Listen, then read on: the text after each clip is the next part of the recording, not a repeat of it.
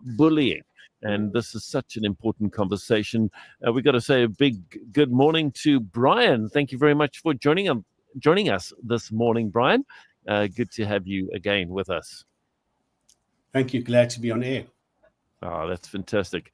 So last week we had to talk about some of the practical things of how children need to just be aware of their emotions, talk about their feelings, and how parents and adults need to create safe spaces for children to do exactly that.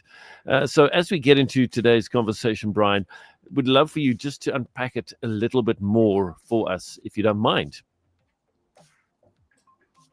Yes, we live in a very cognitive world where we think a lot. So we are always constantly thinking about what is best for our children in terms of career. And it has to be a successful career. It has to be a career where they can earn money. And so they're brought up with all of this pressure of having to be successful in that logical, rational way. But do we ever take time to speak to them about feelings, about emotions, around what are they feeling? How are they coping? And it's really important for us to be able to slow down and just to have these, I'm going to say, less purposeful conversations with them around what they're feeling, around their friends, around a whole lot of what I call softer issues, because that is really what creates connection. And it is in that connection that if they do get into trouble, they can then come and ask you for support. And that's really, as a parent, what you should be doing with your children, is to be able to say, yes, I can support you. Because I don't know what your childhood was like, but teenagehood is a time of experimenting. And so they are going to break certain rules, and you can have those boundaries of that they shouldn't break it. But if they do break it, if they do get into trouble, how do they come and ask you for support? Exactly. Sure. That's brilliant, Brian. We also want to just say congratulations on training your first cohort from Nyanga. That's very exciting. Tell us a bit about these young people and what inspired them to join the Thrive Initiative.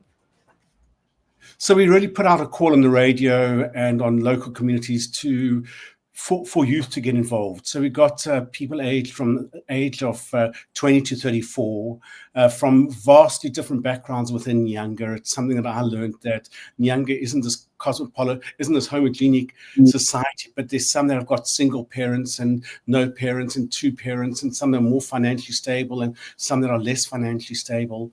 And we all went away for 3 months onto this emotional journey, and they all shared their stories. And every single story that they had was so rich and beautiful in terms of their own self-awareness and development and struggle that they had for their own identity and to find their place and identity within the world.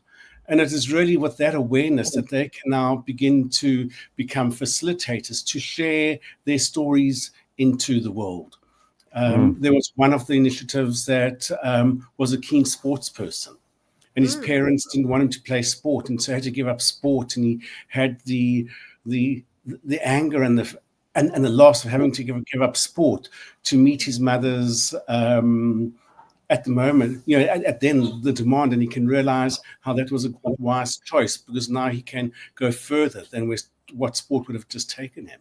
But it's all of those kind of stories that were really beautiful.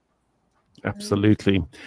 Now, beyond tackling bullying, your program that you present and bring these young Thrive initiators in also addresses issues like GBV, gender-based violence. And I just want to look into that, because that is a big, big issue in our country. Of course, there are also relationship challenges, and everybody, whether it's a friendship, a colleague, a marriage relationship, there can be challenges. But how do these young facilitators manage to engage on such sensitive topics? So the first thing is we remove blame from the situation and we give it understanding and compassion. What we understand is that most of these things that we're talking about are cycles. Cycles of what we call disconnection, cycles of when I feel disconnected, I become frustrated, and in that frustration, I then resort to different forms of communication. And so if we can restore communication, we restore flow.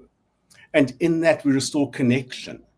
And in the connection, we allow very different outcomes to happen. Sure. And so it's really got to do with trying to find ways of connecting, of being heard, of allowing the person that is speaking to be seen, heard, and felt.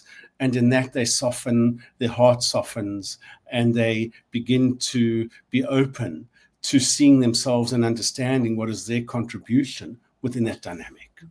Sure, it's brilliant. Brian, as always, it's always just what you share with us is so important. And I know that people wanting to get more information, where can they find more info? Is there a website address? So our website is thethriveinitiative.com, or they can WhatsApp us on 067 966 1771. Fantastic. That is such an easy number to use, right? Give it to us one more time. 067 966 1771. Fantastic. That is wonderful. Brian, thank you so much for your time, and apologies that we were a little bit delayed in connecting with you, but it's been so good to chat to you, and we look forward to next week having a further conversation. So ladies and gents, don't miss out with regard to next week, so that we can continue this conversation, and let's make a difference in our communities, in our homes, in our city. God bless you, Brian. Thank you. My pleasure. Thank you. Bye. Thank you so much. Bye. Bye-bye. There we go. Joining us via StreamYard.